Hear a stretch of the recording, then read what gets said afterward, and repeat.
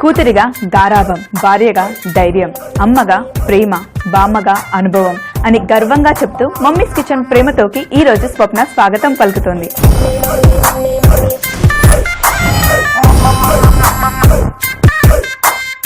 ఈ రోజు మన సెగ్మెంట్ బామ్మగారాబం. బామ్మగారాబం సెగ్మెంట్ లో మనం చేస్తున్నాం బెల్లం పూస.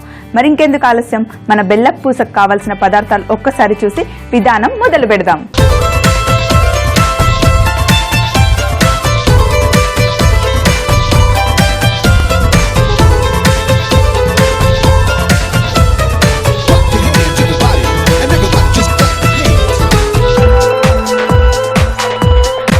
బెల్లం పూస చేసుకోవడానికి ముందుగా బాండీలో నూనె పోసి వేడి చేసుకుంటున్నాను.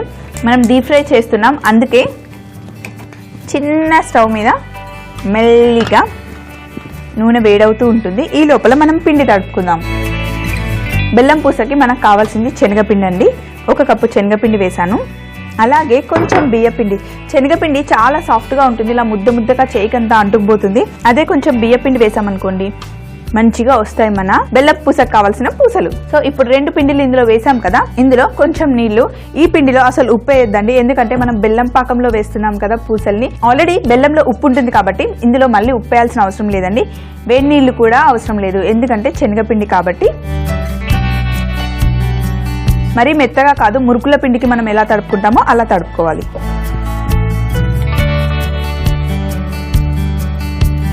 సో ఇప్పుడు ఇందులో కొంచెం వెన్న. ఆల్రెడీ నేను చాలాసేపు అయిందండి ఫ్రిడ్జ్లో నుండి బయట తీసి పెట్టాను. వెన్న సాఫ్ట్గా ఉంది కాబట్టి తొందరగా కలిసిపోతుంది. ఇందులో మనం వెన్న వేసుకున్నాం కదా, వెన్న వేసుకుంటే మంచిగా క్రిస్పీగా కరకరలాడుతాయి. ఇంకా నోట్లో వేసుకుంటే తొందరగా కరిగిపోతాయి, అందుకే వెన్న వేసుకుంటాం. జనరల్గా పిండి వంట చేసినప్పుడు వెన్న అయినా సరే నూనె అయినా సరే మనం వేసుకుంటాం కదా. ఇప్పుడు నేను వెన్న వేసుకున్నాను. శనగపిండి ఇంకా బియ్యపిండి మంచిగా తడిపి పెట్టుకున్నాం కదా, దీన్ని ఇంట్లో ఏ మురుకుల పీట ఉంటే ఆ మురుకుల పీటలో వేసుకొని మనం పూసల్లాగా, పూసలు అంటే ఏం లేదండి, ఇంట్లో మనం చేసుకునే జంతికలు ఉంటాయి కదా, ఆ జంతికల్ని నార్మల్గా అయితే కొంచెం కారంగా చేసుకుంటాం కదా, అలా కాకుండా బెల్లం పాకం పట్టి ఆ పాకంలో వేస్తే బెల్లం పూసలు అంటారు. అయితే ఫస్ట్ శనగపిండి చాలా ఎక్కువగా ఉంది కదా, కారపూస చేసినా ఏం చేసినా కూడా శనగపిండిని ముట్టుకునేటప్పుడు కొంచెం నూనె తీసుకొని చేతులకు అద్దుకొని పిండిని తీసుకున్నాం అనుకోండి, చేతులకు పిండి అంటకుండా ఉంటుంది. ఫస్ట్ ఇంత ముద్ద వేద్దాం, ఇంకా పడుతుంది అనుకుంటే ఇది కూడా వేసేయచ్చు. పూసకు కావాల్సిన పిండి అంతా ఇందులో పెట్టేసుకున్న తర్వాత ఒకసారి క్లోజ్ చేసేద్దాం. సో ఇప్పుడు దీన్ని ఇలా రౌండ్గా పెట్టేసుకున్న తర్వాత ఒకసారి గట్టిగా తిప్పుతాం. అయితే మనం మురుకులు చేసుకునేటప్పుడు, జంతికలు చేసుకునేటప్పుడు వాటిని బ్రౌన్గా మంచిగా కలర్ వచ్చే వరకు ఫ్రై చేసుకుంటాం కదా, కానీ ఈ బెల్లం పూస చేసేటప్పుడు ఫుల్గా ఫ్రై చేసుకోకూడదండి. కొంచెం తెల్లగా ఉంటేనే బెల్లంలో వేస్తే ఆ రుచి వస్తుంది. అంటే పచ్చిగా ఉండకూడదు, చక్కగా వేగిపోవాలి, కానీ కలర్ వచ్చేంత వరకు మటుకి వేయించుకోకూడదు. సో ఇప్పుడు వీటిని ఇలా తిప్పేసి, నూనె కూడా చాలా వేడిగా ఉండకూడదు, నార్మల్గా ఉండాలి. ఇప్పుడు నా దగ్గర ఉన్నది పర్ఫెక్ట్గా ఉంది. సో ఇప్పుడు వీటిని ఇలా రౌండ్గా తిప్పుకుంటే బాగా వస్తాయి.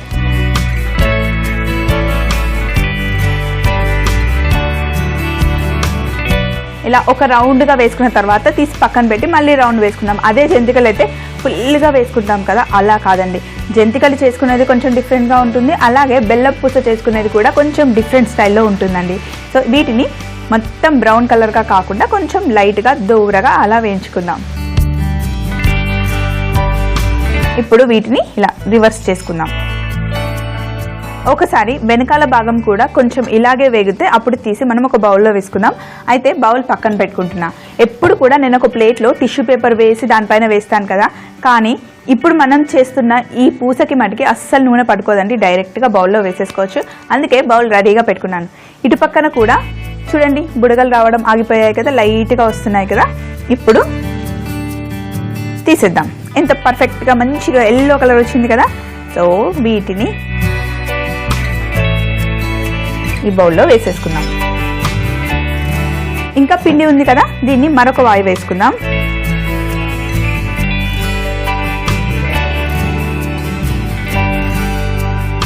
సో ఒక వాయి వేసాం కదండి, మరో వాయి వేసేటప్పటికి నూనె కొంచెం చల్లగా అయిపోతుంది కదా, మళ్ళీ నూనె కొంచెం వేడైన తర్వాత అప్పుడు ఇంకో వాయి వేసుకోవాలన్నమాట. నేను ఇప్పుడు కరెక్ట్గా అలాగే వేసుకున్నాను. మనం చేసి పెట్టుకున్న ఈ పూస ఇలా ముట్టుకుంటే చాలు విరిగిపోతుంది కదా, ఎంత సాఫ్ట్గా వచ్చాయో. వీటిని ఇలా రౌండ్గా ఉంచకూడదండి, కొంచెం విరగొట్టుకోవాలి. ఇప్పుడు ఒక సైడ్ వేగిపోయింది, ఇంకో సైడ్ కూడా వేయించుకుందాం. ఈ పూస కూడా చక్కగా వేగిపోయింది. సో తీసేద్దాం, స్టవ్ ఆఫ్ చేసేసుకుందాం. మళ్ళీ ఇదే బౌల్లో వేసేద్దాం. దీన్ని కూడా అలాగే కొంచెం ఇలా విరగొట్టి పెట్టుకుందాం. చాలా సాఫ్ట్గా ఉంటాయండి, ఇలా ముట్టుకుంటేనే విరిగిపోతాయి. ఒక ప్యాన్ తీసుకొని ఈ వేడి వేడి నూనెని ఫస్ట్ పక్కన పెట్టేద్దాం. తర్వాత స్టవ్ ఆన్ చేసుకొని ఇంకొక ప్యాన్ పెట్టి మనం బెల్లం పాకం చేసుకోవాలండి. అందుకని నేను బెల్లం తీసుకున్నాను. నేను తీసుకుంది పాకం బెల్లం. పాకం బెల్లం అయినా సరే, ఉప్పు బెల్లం అయినా సరే, క్రిస్టల్ బెల్లం అయినా సరే, ఏదైనా సరే మీ దగ్గర ఏది అందుబాటులో ఉంటే ఆ బెల్లం తీసుకోండి. ఇందులో నేను పాకం బెల్లం వేసాను. ఇప్పుడు కొంచెం నీళ్ళు పోసా. మరి ఎక్కువగా నీళ్ళు పోయకూడదు, అలా అని చాలా ఎక్కువ ముదురుపాకు కూడా రాకూడదండి. పైన కొంచెం ఇలా లైట్గా కోటింగ్ ఉంటుంది కదా, అలా కోటింగ్ వస్తే చాలు.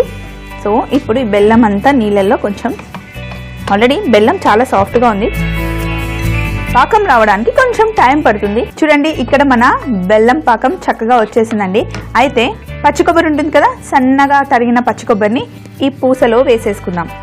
అలాగే కొంచెం సోంపు కూడా వేసిన తర్వాత ఒకసారి ఇలా పాకం వచ్చింది కదా, ఇందులో కొంచెం ఇలాచి పౌడర్ వేసి ఒక్కసారి కలిపేద్దాం. కలిపేసి స్టవ్ ఆఫ్ చేద్దాం. మరీ ముద్దురు పాకం రాకూడదండి, నార్మల్గా పాకం వస్తే చాలు. ఇలా వచ్చిన పాకాన్ని మన పూసలో కలిపేసుకుందాం. పూసకి మొత్తం బెల్లం పాకం పట్టుకునేలాగా కలుపుకోవాలి. అంతే, మనం ముందుగా చేసి పెట్టుకున్న పూస కాస్త బెల్లం పూస అయిపోయింది. ఇందులో పాకం వేసి చక్కగా కలిపేసాం కదా. అయితే కొంచెం చల్లగా అయిపోయిన తర్వాత మంచిగా క్రిస్పీగా అవుతుంది మన బెల్లం పూస. ఇప్పుడు మన బెల్లం పూస రెడీ అయిపోయింది కదా, దీన్ని తీసి ఒక ప్లేట్లో అందంగా పెట్టుకుందాం. చల్లగా అయిపోతే అప్పుడు చక్కగా క్రిస్పీగా అవుతాయండి. ఎప్పుడు కూడా ఇంట్లో నేను బెల్లం పూస చేసిన తర్వాత కింద ఈ బెల్లం పాకం ఉంటుంది కదండి, అది అలాగే ఉంచి కొంచెం ఈ పూసని ఇలా గట్టిగా క్రష్ చేసుకుంటాను. ఇలా క్రష్ చేసుకొని వీటిని లడ్డూల్లా చేస్తానండి. సో ఇప్పుడు కూడా ఒక 2 లడ్డూలు చేసి మీకు చూపిస్తాను. మీరు కూడా ఇంట్లో ట్రై చేయండి. ఇలా పూస లడ్డూలు కూడా చాలా బాగుంటాయి. చాలా మందికి బూందీ లడ్డు చేయడం రాదండి, బూందీ వేయాలంటే భయపడుతూ ఉంటారు కదా. బూందీ లడ్డు చేయడం రాని వాళ్ళు ఇలా పూస లడ్డూలు చేసుకుంటే కనుక చక్కగా ఈజీగా వచ్చేస్తాయి అనమాట. ఎలాంటి టెన్షన్ లేకుండా జస్ట్ పూస చేసుకొని ఈ బెల్ల పాకంలో వేసి చేసుకుంటే కూడా చాలా టేస్టీగా ఉంటాయి. సో ఇలా మనం చేసుకున్న బెల్ల పూసని ఇలా లడ్డూలా కూడా చేసుకోవచ్చు.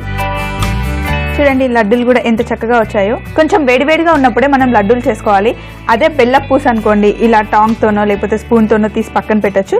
కానీ ఇలా పూస లడ్డూలు చేసేటప్పుడు కొంచెం వేడివేడిగా ఉన్నప్పుడే మనం లడ్డూలు చేసుకుంటే చక్కగా వస్తాయి.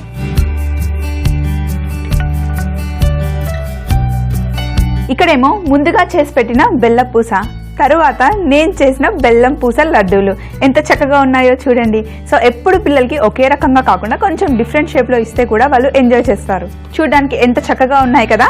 సన్నగా కట్ చేసి పెట్టుకున్న ఇక్కడ పచ్చి కొబ్బరి ఉందండి, దీన్ని అలా ఇలా పైన పెట్టామనుకోండి చూడడానికి అందంగా ఉంటుంది. కాబట్టి చూడండి ఎంత చక్కగా కనిపిస్తున్నాయో. ఈ బెల్ల పూసలు ఉన్నాయి కదా, ఇవి ఒక్కసారి చేసుకుంటే 15-20 రోజులు ఏంటి, నెల రోజుల వరకైనా ఫ్రెష్గా అలాగే ఉంటాయండి. డబ్బాలో పెట్టుకొని క్లోజ్ చేసుకుంటే పిక్నిక్కి వెళ్ళేటప్పుడైనా తీసుకొని వెళ్ళొచ్చు. పిల్లలకి స్నాక్ బాక్స్లో కూడా పెట్టిస్తే వాళ్ళు బాగా ఎంజాయ్ చేస్తారండి. మరి బామ్మగారాబం సెగ్మెంట్లో మనం చేసిన బెల్ల పూస ఎంత చక్కగా వచ్చాయో చూసారా.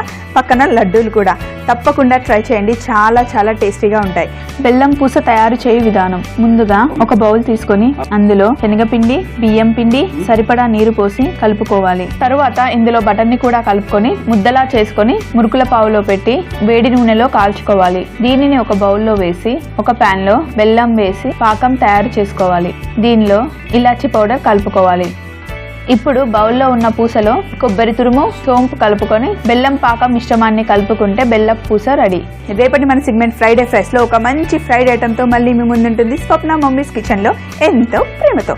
అప్పటి వరకు ఈ రోజుకి బాయ్ బాయ్. మనం చేస్తున్నాం స్టఫ్డ్ ఎగ్ ప్లాంట్స్.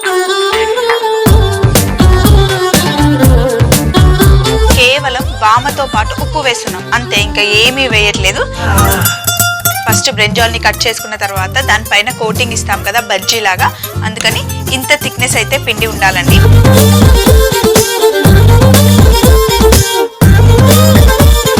పకోడీని ఎప్పుడు కూడా ఇలా ముద్ద ముద్దగా వేయకూడదండి, వేసేటప్పుడు ఇలా